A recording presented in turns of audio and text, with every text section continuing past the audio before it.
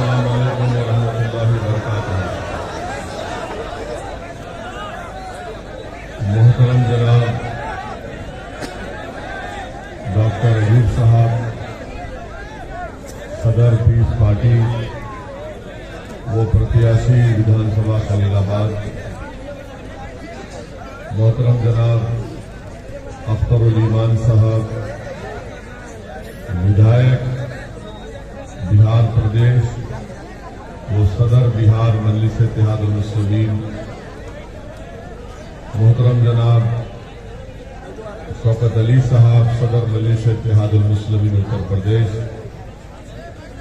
और उत्तरला विधानसभा के मजलिस इत्तेहादुल मुस्लिमीन के प्रत्याशी मेरे भाई डॉक्टर अब्दुल मन्नान साहब,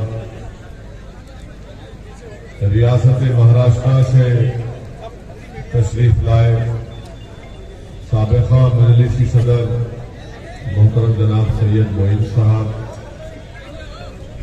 तेलंगाना रियासत से तशरीफ लाए तमाम मौजूद अराकीन बल्दिया, मंच पर बैठे हुए मेरे तमाम मजलिसी रुतबा साथी, मैं सबसे पहले आप तमाम का बेहद शुक्रिया अदा करता हूं कि आपने अपना कीमती वक्त निकालकर आज की इस मीटिंग में शिरकत की और इतनी बड़ी तादाद में आपका अल्हम्दुलिल्लाह यहां पर जमा होना इस बात का पैगाम देता है कि आप तमाम ने 3 मार्च के दिन ये फैसला ले लिया कि उत्तरला विधानसभा से आपका आइंदा विधायक डॉक्टर अब्दुल मन्नान होंगे इंशाअल्लाह।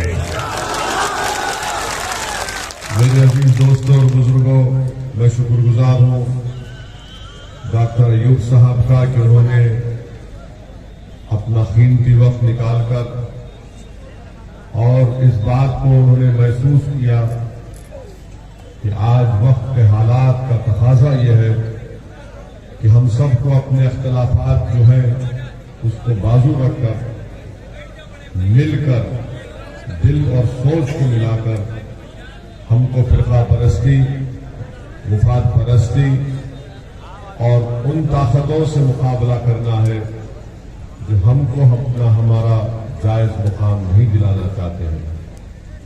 मेरे अजीज दोस्तों और बुजुर्गों, मजलिस इत्तेहादुल मुस्लिमीन की लड़ाई 65 साल से हमेशा हिस्सेदारी की लड़ाई लड़ी है।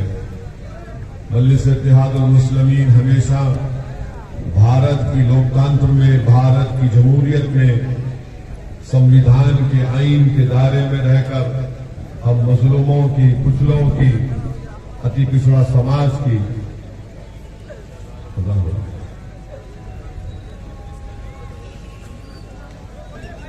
मैं आपको ये बता रहा था कि 65 साल से मजलिस इत्तेहादुल मुस्लिमीन का सियासी सफर यही रहा कि भारत के संविधान और आईन के दायरे में रहकर मुस्लिमों की आवाज को बुलंद किया जाए, उनका जायज मुकाम उनको दिलाया जाए और उनको हिस्सेदारी की लड़ाई में उनको उनका हिस्सा मिले।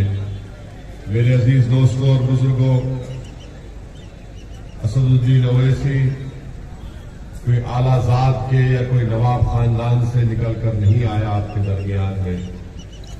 मेरे बुजुर्ग, मेरे आबा अजदाद ने मेहनत की, जुस्तजू की, आम आदमियों की तरह अपनी जिंदगी गुजारी और अल्हम्दुलिल्लाह उन लोगों का तक़वा, उनकी परहेज़गारी हमारे बुजुर्गों की थी कि आज अल्लाह सुब्हानहू व तआला ने आप तमाम की दुआओं और आशीर्वाद की वजह से असदुद्दीन ओवैसी को यहां तक लाकर खड़ा किया।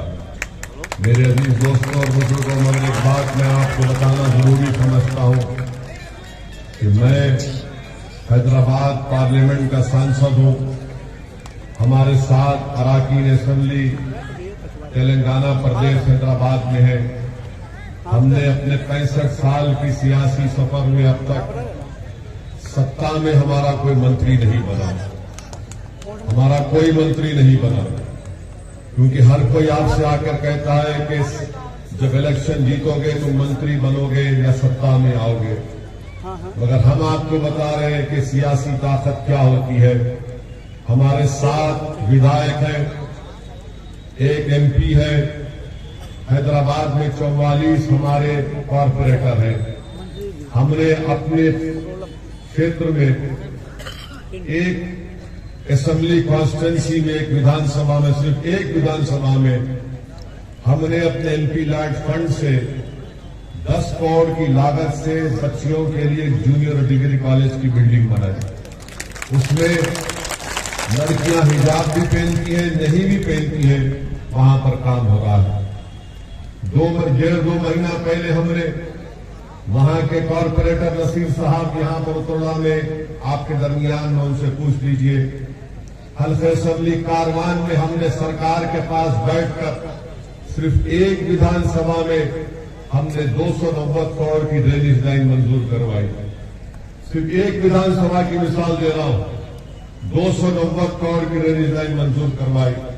हमारे भाई अकबरुद्दीन अवैसी की विधानसभा चंद्रायन गुट्टे में, वहां पर उन्होंने कहा कि मेरे पास भी 300 करोड़ की सीवेज लाइन मंजूर करवाइए।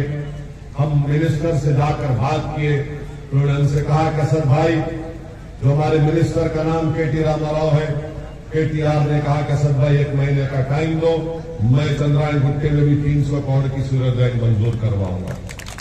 मेरे अजीज दोस्तों और बुजुर्गों, न सिर्फ ये बल्कि मजलिस ने हैदराबाद में हमारे बुजुर्गों ने, हमने कुछ नहीं किया, हमारे बुजुर्गों ने medical college, engineering college, MBA, MCA college, school of nursing और 2-2 दवाखाने हम लोग चलाते। कम से कम पैसों में वहां पर गरीबों का इलाज होता है। मेरे भाई, ये कोई हम किसी से पैसा नहीं लिए, बल्कि आपने जो हमको वोट डालकर ताकतवर बनाया, तो हम उस ताकत का इस्तेमाल आपके लिए किए और ये तमाम इदारों को कायम किया। ये हमारे इदारे नहीं है, हमारे जाति नहीं है, और अल्लाह बेहतर जानता है कि इसमें से एक पैसा भी हम नहीं लेते। एक ट्रस्ट है, वो ट्रस्ट चलाता है। हम मर जाएंगे, हम जमीन की ग़िज़ा बन जाएंगे, मगर इंशाअल्लाह इदारे सुबह क़यामत तक आबाद और शादाब रहेंगे। ये मजलिस ने काम किया। और फिर आपको एक और मिसाल देते हैं, कोविड की दूसरी वेव में पिछले साल जून, जुलाई, अगस्त में आप अंदाजा नहीं कर सकते कि हमको दिन में कई फोन आते थे बच्चों के। वो जो बच्चे जोमेटो में काम करते, खाना कोई फोन पे ऑर्डर किया, तो एक लड़के ने हमको फोन किया कि असद साहब, हमारी मोटरसाइकिल के ऊपर 10,000 का पुलिस का ट्रैफिक का चालान है और हम जोमेटो में काम करते हैं। मैं दिन में 100 रुपये नहीं कमाता हूं, 10,000 कहां से दूंगा। मैं कोई एहसान जतलाने के लिए नहीं कह रहा हूं। मैंने फौरन मजलिस की तरफ जिम्मेदारों को फोन किया और उस मुतालिका वहां के कॉरपोरेटर को, मजलिस के सदर को कहा कि भाई ये गरीब बच्चा है, इसका इंतजाम करो। 1.5 घंटे के अंदर उसका जो ट्रैफिक का चालान था 10,000 रुपये दिए। वो बच्चा खुशी से पूरा कोविड में काम करता रहा, कुछ कमा लिया।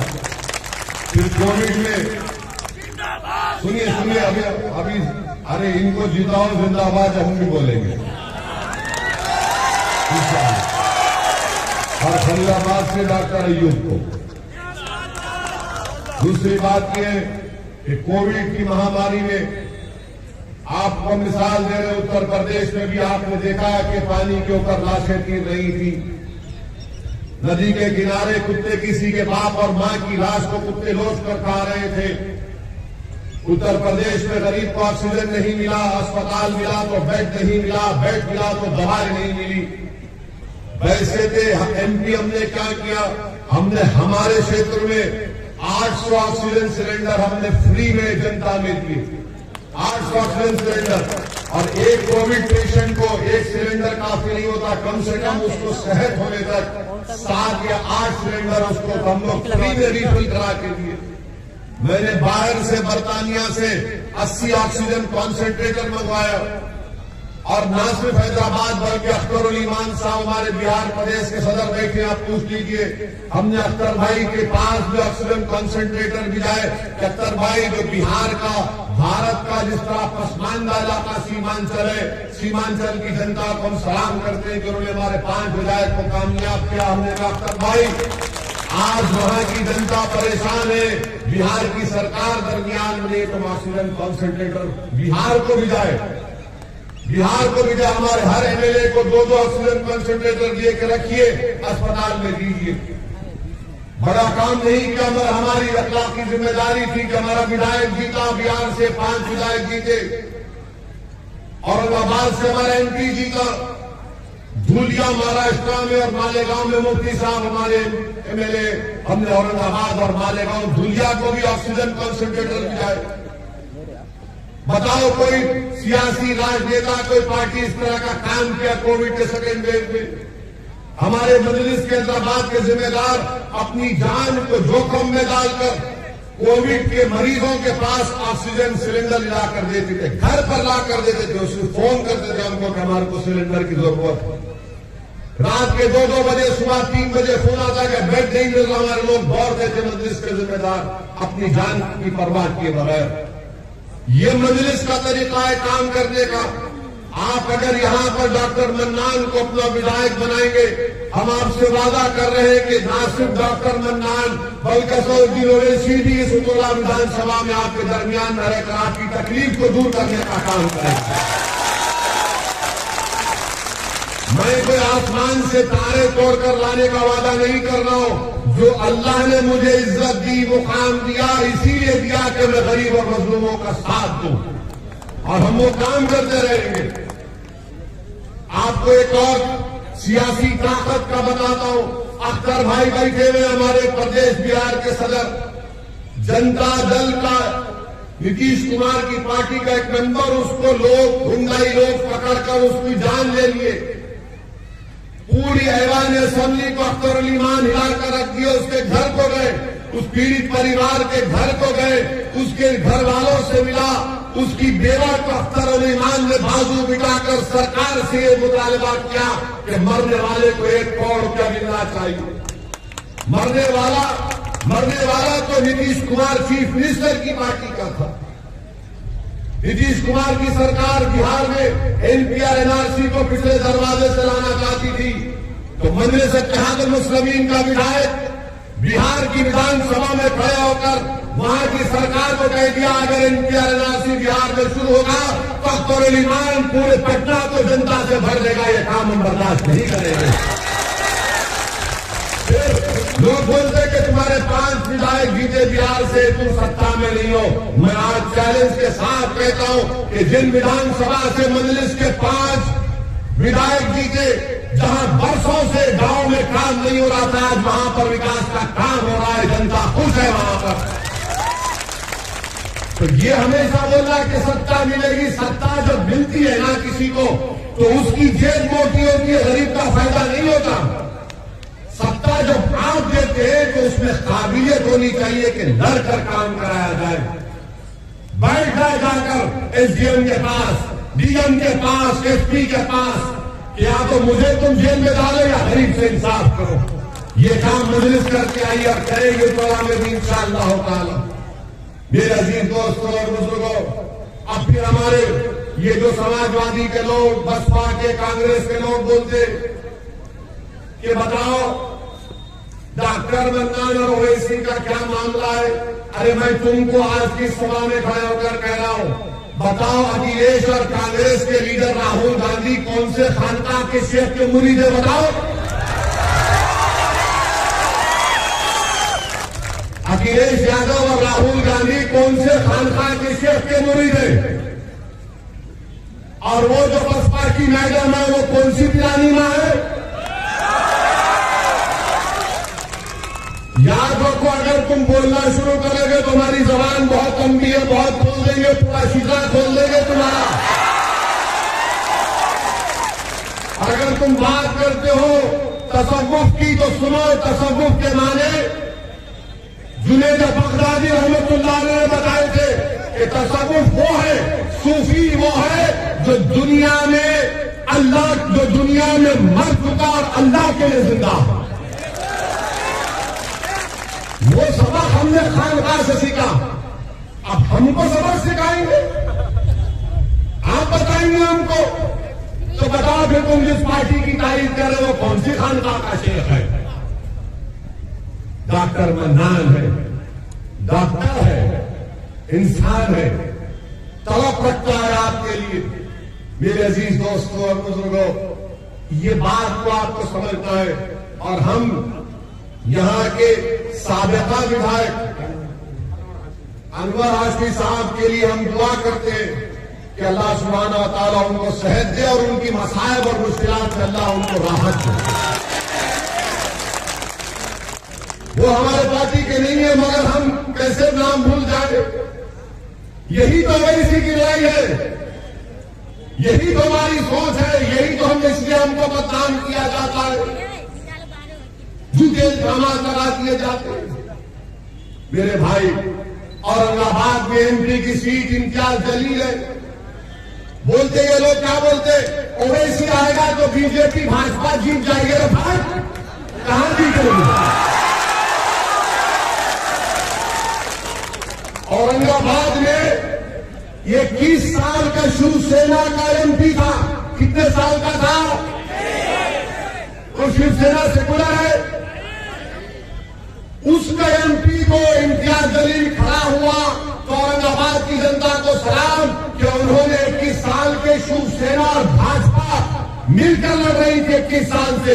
उसके एमपी को औरंगाबाद की जनता ने इम्तियाज जलील को अपना सांसद बनाया। कांग्रेस करी कुछ, महाराष्ट्र की सपा करी, कुछ नहीं करी। इनको डर यही है कि ये बड़े बड़े खिलों को तोड़कर आगे बढ़ रहा है, बड़े बड़ों को नीचा कर रहा है। मैं मजलूमों को कहना चाहता हूं, मैं बड़ों की फिक्र नहीं करते आया हूं। मेरी आंखों में कमजोर, जो कमजोर है मेरी आंखों में मजबूत है। और बोलते क्या ये इश्क करता है? अरे दीवाने, मुझसे बड़ा कोई रसूल अल्लाह सल्लल्लाहु अलैहि वसल्लम का चाहने वाला नहीं होगा। ये तो उनका सदका है जो हम खा रहे हैं, ये तो उनका सदका है जो हम खा रहे हैं। और उन्हीं का करम होगा, उन्हीं की सिफात हो गई तो हम कामयाब होंगे सर के मैदान में। इस हमको सिखाएंगे आप? सारी दुनिया हमसे नफरत करती है, आप हमको ही सिखाएंगे? मजलिस का एक एक फर्क, मजलिस का एक एक रुकन आशिक रसूल भी है और गुलामान मुस्तफा की आल के आल का गुलाम है। और अगर तुम इस पर बहस करना चाह रहे, तुम नहीं बैठ पाओगे 10 मिनट भी हमारे सामने, तो हम तुमसे पूछेंगे तो तुम जिस पार्टी की तारीफ कर रहे हो उसका नेता कौन सी खानखा का शेख है? हम तुमको बताएंगे हमारा शेख कौन है। मेरे अजीज दोस्तों और बुजुर्गों, क्या कहा था इकबाल ने इसके बारे में कि इसके मिज़राब से नग़्मे तारे हयात, इससे नूर हयात, इससे नारे हयात। और क्या कहा था इकबाल ने कि बुझी इसकी आग तो अंधेर है, बुझी इसकी आग तो अंधेर है, मुसलमान नहीं खाक का ढेर है। हम तो इसकी बात करते और ये तमाम सपा बसपा कांग्रेस के लिए हम तो कहते हैं कि हम इनकी लैला हैं। ये पूरे हमारे पीछे पड़े रहते हैं दिन भर रात भर, रात में भी इनको ख्वाबों में नजर नहीं आते हैं। इसीलिए हमारी गाड़ी पर गोलियां चलाई गई, 4-4 गोलियां हमारी गाड़ी पर चलाई गई। तो हमको एक सपा वाले ने फोन करके कहा कि आपकी गाड़ी पे नीचे लगी गोली। मैंने कहा बेटा एक काम करना, तुम्हारे भैया को बुलाना, गाड़ी में बिठाते हैं और 4 राउंड नीचे मारते हैं, अगर वो पेशाब ना कर ले तो हमको बोलना। हमारी गाड़ी पर 4 गोलियां चली आपके दुआओं से। रसूलुल्लाह सल्लल्लाहु अलैहि वसल्लम के सदक़े तुफैल में, अहले बैत के सदक़े तुफैल में, अहले दिल की दुआओं की वजह से अल्लाह ने हमको महफूज रखा। और हम 24 घंटे के अंदर पार्लियामेंट में जाकर तकरीर भी किए। अगर किसी की गोली पर गाड़ी पर 2 पत्थर पड़ जाते तो घर से नहीं निकलता 4-4 दिन। हमको कहते हमको सिक्योरिटी नहीं चाहिए, हमको नहीं चाहिए, हम जनता के दरमियान में रहेंगे। अमित शाह ने कहा जेड कैटेगरी ले लो ओवैसी जी। हमने कहा जेड कैटेगरी सिक्योरिटी नहीं चाहिए, हमको ये कैटेगरी का शहरी बनाओ, हमको बराबर लाओ, सब के बराबर करो, ये लड़ाई मजलिस इत्तेहाद मुस्लिमीन की है। और आपके विधानसभा में हमने कहा हम रुक गए कजा के लिए, हाँ एक रुक गए कजा के लिए, तुम जारी रखते हैं। आपको त्रिपुरा विधानसभा में रेलवे लाइन है? नहीं है, रेलवे लाइन नहीं है, नहीं है। हम जिम्मेदार है, डॉक्टर मन्नान जिम्मेदार है। डॉक्टर मन्नान ने कहा कि रेलवे लाइन मत डालो। ये डबल इंजन की सरकार मोदी योगी की भूली गई उत्तराला को,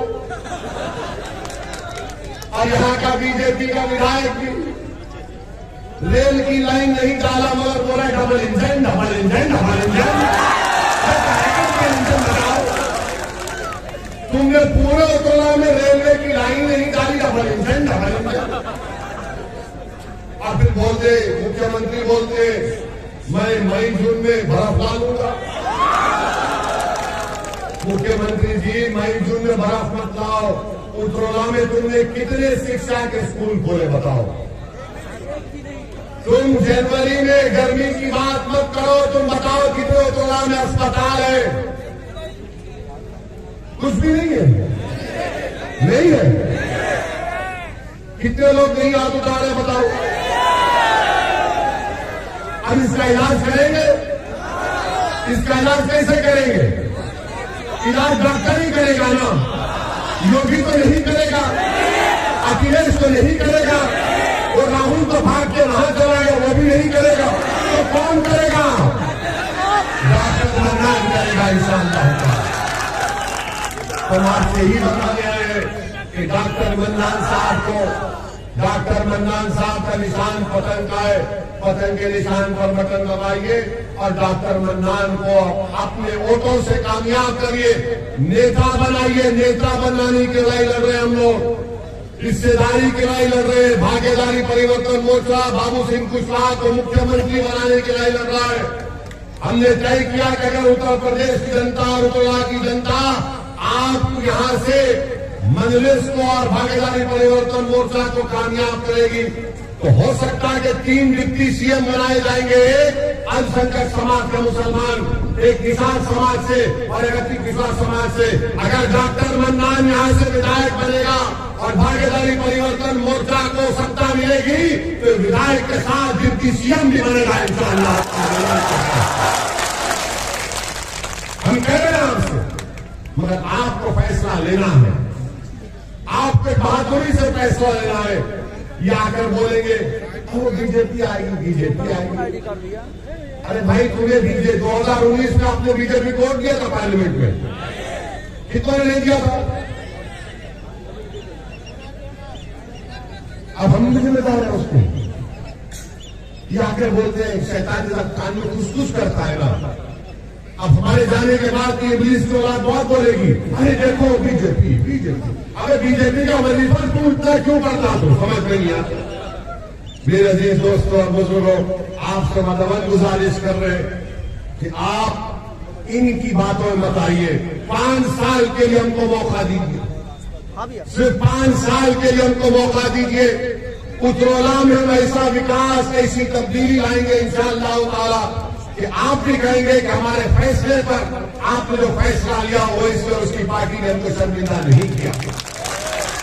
तो आपसे गुजारिश करने आए हैं कि आप 3 मार्च के दिन पूरे एतमाद के साथ निकलिए, और हम आपसे वादा कर रहे हैं, ये मोदी छुट्टा सांड का, आवारा पशुओं का मसला नहीं कर सकेंगे। मोदी और योगी नहीं कर पाएंगे।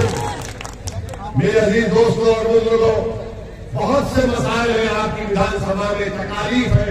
हम आपसे सिर्फ यही इल्तिजा करने आए हैं कि 3 मार्च को आप डॉक्टर मन्नान को वोट देकर कामयाब करिए, और आपसे अपील कर रहे हैं कि आप डरिए मत, डरिए मत।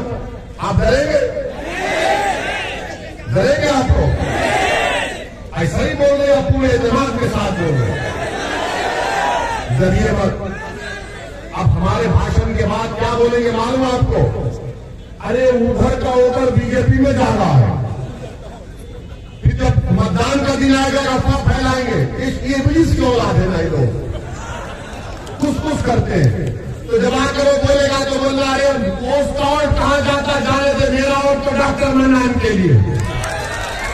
और जब डर कभी दिल में पैदा होगा तो उस कर्नाटका की बच्ची ने हम तमाम को जिंदगी का एक हौसला और अज़म सिखाया कि जब शैतान वसवसे पैदा करता है, तो उस बच्ची ने कहा कि जब मुझे बलवाइयों ने घेर लिया था तो मुझे डर लगा, तो मैंने नारा लगाया। क्या नारा लगाया था उसको? जोर से लगाओ, दम के लगाओ, घूम के लगाओ, इसमें घूम के लगाओ। अब भाग गया इब्लीस यहां से। बोलेगा ये तो अजीब बात कर दिया है, मगर मेरा ये भड़काऊ भाषण जो आज का हुआ है, आपसे विनती करते हैं इसको नौजवानों से, खासतौर से जरा इसको फैलाओ। व्हाट्सएप,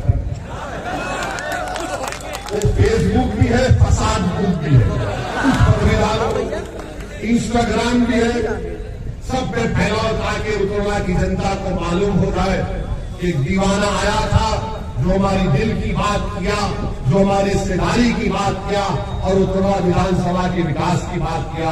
आप तमाम का बेहद शुक्रिया कि आपने अपना कीमती वक्त निकालकर आज के इस मीटिंग में शिरकत की। हमको डुमरियागंज भी जाना है और 4 जगह जाना है, मगर आते रहे।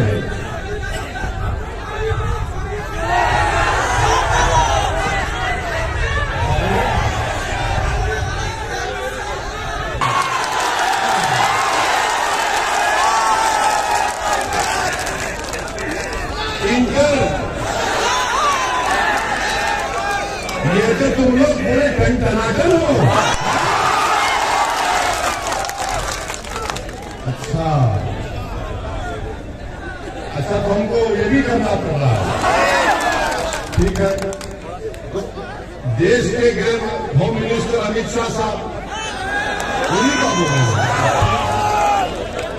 वो उत्तर प्रदेश को आए तो आकर उन्होंने कहा कि बीजेपी को और खुदा न खास्ता सत्ता दोबारा मिलती है, तो अमित शाह ने कहा कि मैं नौजवानों को पैगाम दे रहा हूं कि जो 12वीं के बाद इंटर में जाएंगे उनको क्या दिमाग है, अरे क्या दिमाग है शाह साहब, वाकई में शाह है। मोदी जी ने भी ऐसे लोगों को पाला है। पशु को छोड़ दिए खेत में और शाह को बोले 12 के बाद इंटर।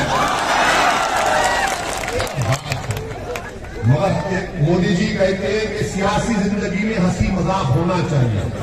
मन की बात में कहा था, तो हमको उसी पर एक चीज याद आ गई कि मोदी जी सऊदी अरब गए थे। सऊदी अरब गए तो वहां पर सऊदियों ने उनको तोप दिखाई,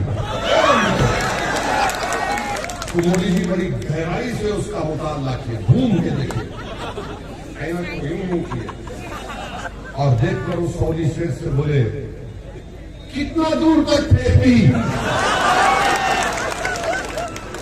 वो शेख बोला वल्लाही तुमसे कम फेंकती। 15 लाख नहीं आए, 2 करोड़ नौकरियां नहीं आए। अब कह रहे 10 मार्च के बाद मैं चुट्टा सांग का मसला हल करूंगा। मोदी जी गरीब परेशान है, सब परेशान है, मगर उत्तरला की विधानसभा की तरक्की के लिए असदुद्दीन ओवैसी, अमित शाह, नरेंद्र मोदी, ये सबको बाजू रखिए। आपका सोचिए, ये विधानसभा आपकी है, इन बच्चों का मुस्तकबिल आपका है। 5 साल के बाद जब ये बच्चे बड़े हो जाएंगे, ये आपसे सवाल करेंगे, बताओ आपने हमारे विधानसभा में शिक्षा का इंतजाम क्यों नहीं किया, अस्पताल क्यों नहीं आई, रेलवे की लाइन क्यों नहीं आई, यहाँ के रोड पानी का इंतजाम क्यों नहीं किया? हमारा नेता कौन है? हम किसका हाथ पकड़ कर रोएंगे? कौन हमारी सरपरस्ती करेगा? कौन हमारी रहबरी करेगा? मेरे भाई, इस पर आपको वोट देना है।